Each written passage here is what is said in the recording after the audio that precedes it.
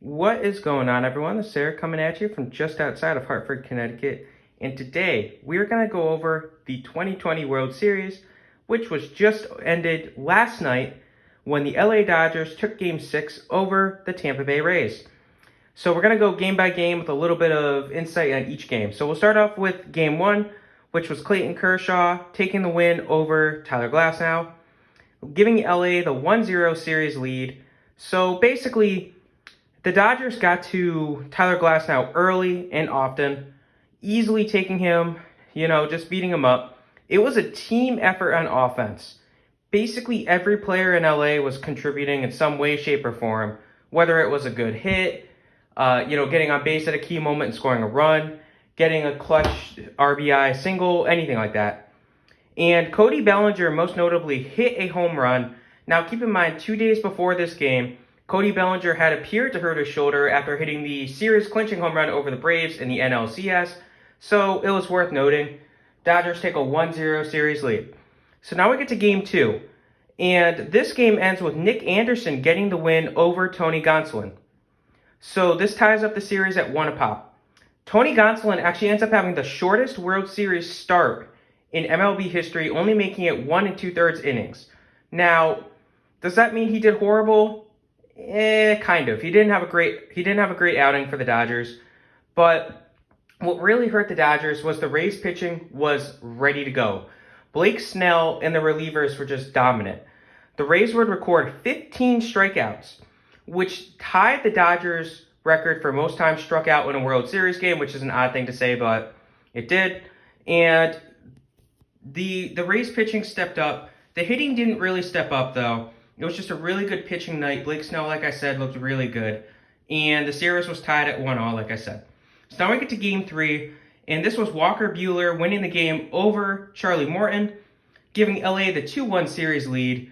And this game basically saw the Dodgers get to Charlie Morton early and often. They were beating him up right off the bat. 2 runs here, another run here, another run here, and he was out after 4 or 5 innings. And again, just like Game 1, the offense was all over the place. It wasn't just Mookie Betts or just Cody Bellinger or just Justin Turner. Everyone was producing, which is exactly what LA wanted. They were ready for it, and they got to him. They got to Charlie Morton, again, giving the Dodgers a 2-1 series lead. And now we get to the best game of the series, Game 4. John Curtis, the relief pitcher for Tampa, earns the win over Dodgers relief pitcher closer Kenley Jansen. So this was a pretty interesting game. So Corey Seager would hit a homer early on, which would tie him for most postseason home runs in a single postseason with a few players, including Randy Arozarena. Now, Arozarena says, I'm not doing that. I'm not staying in this tie. And he hits a homer later in the game. So he now has the record for most home runs in a single postseason with 9. Now, we get to towards the 9th inning, and it's a standard position, okay?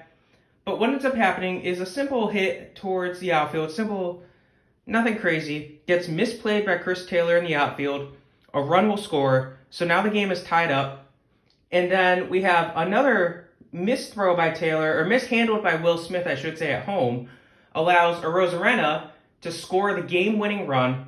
Just a horrible play if you're the Dodgers. Kenley Jansen again just blows up.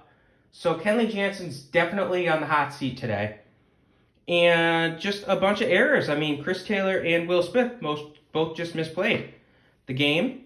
And it very well could have cost them the series. It definitely did cost them the game. And again, like I said, Arozarena scored the game-winning run. So, yeah, series tied at 2 apiece. So we get to Game 5, and it was a rematch of the pitchers from Game 1. Clayton Kershaw once more takes the victory over Tyler Glasnow. And Kershaw would go on to set an MLB record for most postseason strikeouts in a career. So he passed Justin Verlander. Of course, both Kershaw and Verlander are both still active today. So there's a chance that Kershaw might lose it to Verlander. But Verlander's also like 4 or 5 years older than him, so no guarantees on that.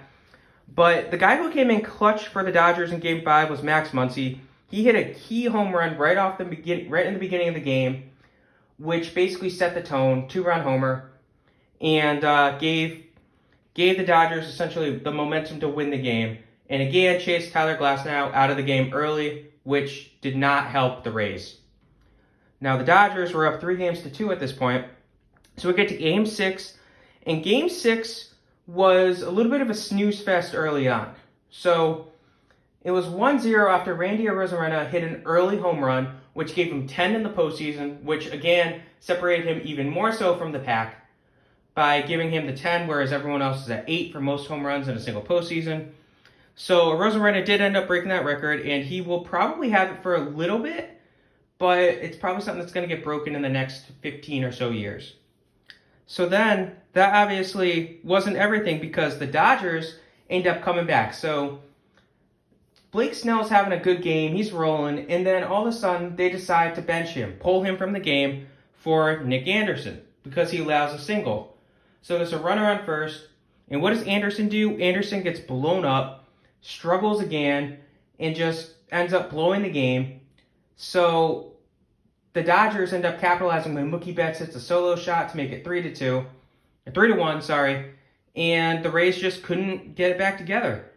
The Rays offense struggled and couldn't do it. So Mookie Betts came in key here in Game 6, giving the Dodgers their first World Series championship since 1988. The last time they won the World Series, Ronald Reagan was in the White House. The Simpsons was not on TV yet. But here we are. They won. So a quick little recap here. The Dodgers would win the World Series in 6 games over the Rays, winning games 1, 3, 5, and 6. And again, a lot of individual success. Clayton Kershaw obviously has the most postseason strikeouts in MLB history. And Corey Seager had himself a very good series. But a lot of guys came in the right time for the Dodgers, really playing well. And the Rays pitching, Blake Snell had a very good performance. Obviously, Randy Arozarena had a very, very good performance. If the Rays had won the World Series, Randy Arozarena would be World Series MVP, no doubt, which isn't bad at all, considering the fact that not a lot of people knew who he was before the playoffs began. So they got a hero out of nowhere. So I have a few quick bullet points here on the bottom. Corey Seager wins World Series MVP. So he had himself a very, very good series. He actually won the NLCS MVP, and he ends up hitting 400 in the World Series, going 8 for 20 with 2 homers and an on-base percentage of .556. So he did have a very good postseason. I believe he had 5 RBIs as well, which doesn't sound like a ton, but you got to remember it was a closer game because the pitchers were there. Closer series because the pitchers were all there. Kershaw finally gets his World Series ring.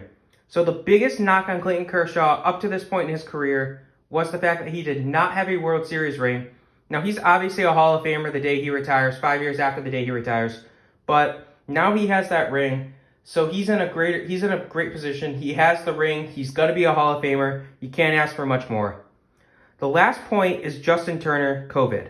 So during the game, we found out that Turner ends up getting pulled for an unknown reason. And the announcers even say it. They're like, oh, well, Justin Turner's been pulled. We don't know why. It's interesting.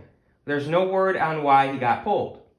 And then we find out after the game he had COVID. He tested positive for COVID. But what's insane is we end up seeing him celebrating with his teammates with a mask off after they won the World Series. So one has to wonder, was it a false positive? You hope so. And then there's going to be a lot of conspiracies going around about this whole thing because people are saying, well, did Major League Baseball choose not to tell them because they didn't want their marquee event to get pushed back? Who knows? I'm not going to get into that until we actually get the news on it. But it's a very interesting fact that we're here. Justin Turner did apparently test positive for COVID. Hopefully it's a false positive. Otherwise, the Dodgers may very well be in trouble. But who knows? We'll see what happens. Again, it was a good World Series. I enjoyed it. Unfortunately, the Dodgers won. But congratulations if you are a Dodgers fan. I hope you guys enjoyed this video. This was Eric. I hope you guys have a great rest of your day.